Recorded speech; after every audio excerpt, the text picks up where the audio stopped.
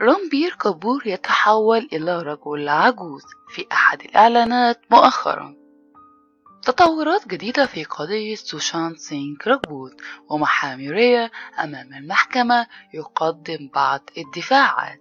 سنعرف من سيضحك في النهاية. أعرفوا ماذا حدث في المحكمة وملف الأوراق اللي تم تقديمه للمحكمة اللي مكون من 20,000 صفحة. أعرفوا التفاصيل. نورة فتحي تصبح أول فنانة عربية أفريقية تحطم المليار مشاهدة بكليب تربر وتدخل موسوعة جينيس.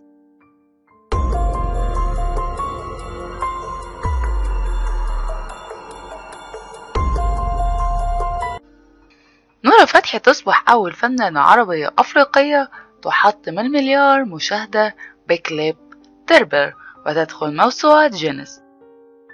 احتفلت نجمة بوليوود ذات الأصول المغربية نورة فتحي بتخطي كليب تربر حاجز المليار مشاهدة على اليوتيوب، وبكده تكون نورة فتحي أول فنانة عربية أفريقية تتخطى حاجز المليار مشاهدة على اليوتيوب في أغنية دربر ذات النسخة الهندية. فلقد احتفلت نورة فتحي مؤخرا بحصولها على جائزة أفضل راقصة استعراضية في المهرجان الدولي للفيلم بالهند. ودايما ما بيكون هناك بعض المقارنات بين نورة فتحي والنجم المغربي سعد المجرد، فاستطاعت نورة فتحي الوصول لمليار مشاهدة بأغنية دربر، وبكده تدخل موسوعة جينيس للأرقام القياسية كأول فنانة عربية تحقق هذا الإنجاز وثاني مغربية.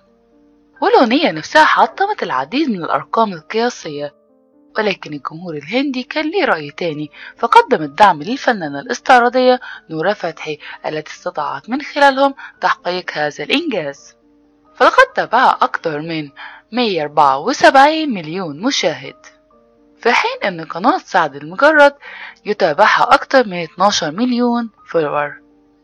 ولقد تفاجأت نورة بالحشد أثناء الاحتفال الخاص، فكتبت نورة وهي تشارك بعض الصور من الاحتفال: لم أستطع فعل ذلك بدون حبكم ودعمكم الغير مشروط. واستطاعت نورة مرارا وتكرارا أنها تثبت نفسها في بوليوود، فنورة لديها بعض الحركات التي يصعب تقليدها، واستطاعت أن هي تظهر براعتها الشديدة في العديد من الأعمال. واستضاف معجبيها وأصدقائها مجموعة كبيرة جدا من الناس للاحتفال بتقطيع الكعك. وشاركت نورة بعض الصور من هذا الحفل على حسابها على انستغرام، وبسرعة كبيرة انتشرت الصور على منصات التواصل الاجتماعي، ويمكننا أيضا رؤية نورة وهي ترقص مع مجموعة من الأطفال. وكتبت أيضا نورة أثناء مشاركتها بعض الصور: يا لها من مفاجأة مذهلة، شكرا يا رفاق على التخطيط لهذه القصة اليوم، فأنا رسميا أول فنانة عربية أفريقية. تطورات جديدة في قضية سوشانت سينغ راجبوت، ومحامي ريا أمام المحكمة يقدم بعض الدفاعات. سنعرف من سيضحك في النهاية. أعرفوا ماذا حدث في المحكمة وملف الأوراق اللي تم تقديمه للمحكمة اللي مكون من 20,000 صفحة. أعرفوا التفاصيل. وصفت صحيفة الاتهامات الضخمة المكونة من أكثر من 12 صفحة والمقدمة ضد ممثلة بوليوود ريا تشاكربورتي وشقيقها شويك وأيضا 31 شخص آخرين. فلقد قام محامي ريا بشن هجوم حاد جدا على مكتب مكافحة المخدرات، متهما إياها بأنها ساحرة والعديد من المطاردات. وكان التحقيق في المحكمة يوم السبت الموافق 6 مارس. فقال محامي ريا: تم توجيه كل جهود البنك المركزي الأوروبي نحو ريا تشاكربورتي بطريقة ما. كان مكتب مكافحة المخدرات بأكمله من أعلى إلى أسفل منخرطا في الكشف عن زاوية المخدرات في بوليوود.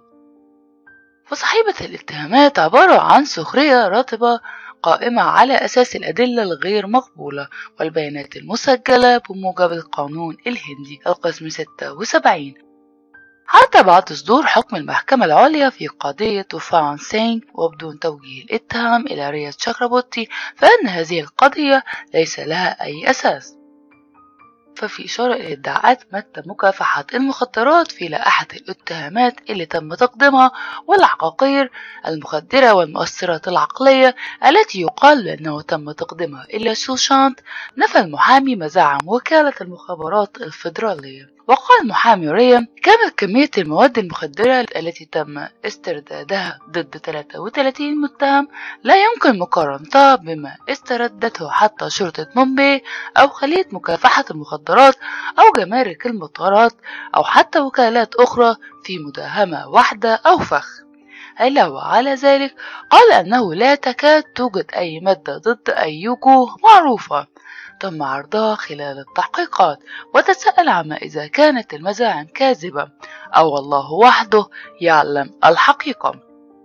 وقال أيضا محامي ريا إن حتى المحكمة العليا في بولوود لم تجد مواد ظاهرة للعيان في مراحل الإفراج بكفالة عن التمويل المزعومة لتجارة المخدرات، كما حاول البنك المركزي الادعاء. وقال أيضا إن بعض ردود الأفعال القوية بعد يوم من بعد تقديم مكتب مكافحة المخدرات لائحة الاتهامات الخاصة، وهي عبارة عن 11,700 صفحة، بالإضافة إلى المزيد من بعض البيانات الإلكترونية إلى المحكمة الخاصة في مومباي، مما يشير إلى نهاية التحقيقات. فلقد ظهر مكتب مكافحة المخدرات في الصورة في أغسطس من عام 2020 بعد أن تعثرت مديرية التنفيذ في جانب المخدرات في تحقيق أيضا في موضوع غسيل الأموال المتعلقة بوفاة سوشانت سينغ راجبوت يوم 14 يونيو في شقته الدوبلكس المستأجرة في باندرا. أما بقى إلى جانب أيضا ريا وشويك تم التحقيق مع المدير السابق لسوشانت سينغ راجبوت سامويل ماريندا وأيضا مساعده ديبش. وأيضا بقى المخدرات رامبير كابور يتحول إلى رجل عجوز. في أحد الإعلانات مؤخرا انتشرت صور جديدة من وراء الكواليس أثناء الإعداد لتصوير إعلان، حيث تحول رامبير كابور إلى رجل عجوز. فظهرت صور جديدة من وراء الكواليس لأحد الإعلانات التلفزيونية لرامبير كابور، وظهر هو يتحول إلى رجل عجوز في الصور. وشوهد رامبير وهو جالس في غرفة الملابس بينما تقوم خبيرة المكياج بالإعداد لمظهره كرجل عجوز. ففي الإعلان يظهر رامبير كابور بدور مزدوج، حيث يقوم بدور رجل عجوز سنا وشبه أصلع، كما يقوم أيضا بدور الشاب. ففي الإعلان يحاول الرجل والفتاة العثور على الطلاء المثالي لمنزلها، فيقول أن العثور على الطلاء المثالي للمنزل لا يقل أهمية على العثور على شريك الحياة المثالي. لكن رامبير اللي يقوم بدور شريك الحياة اكتشف الحل الأمثل للمنازل. فهناك شركة تقدم الدهانات الآسيوية وهو طراء خارجي لكي يعطي منظر للمنزل مطابق كأنه مصنوع من الجنة.